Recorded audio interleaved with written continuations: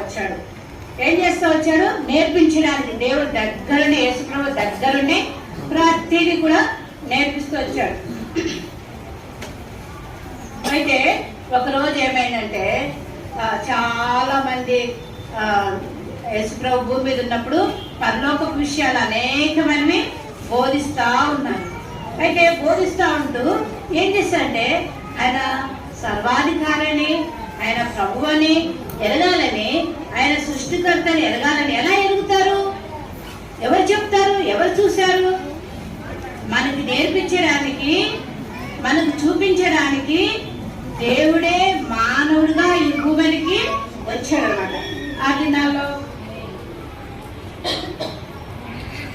యేసుప్రభు భూమి మీదకి వచ్చి 33.5 సంవత్సరాలు ఎందుకు భూమి మీద ఉన్నాడంటే, దేవుడు పరలోకాన్ని, పరలోక దృశ్యాలు మనమేమై ఉన్నామో ఆయన నిన్న నేడు ఒక్క రీతిగా ఉన్నాడని తెలియపరచడానికి ఆయన అనుపూర్వకంగా మనుషులకు నేర్పిస్తూ వచ్చాడు.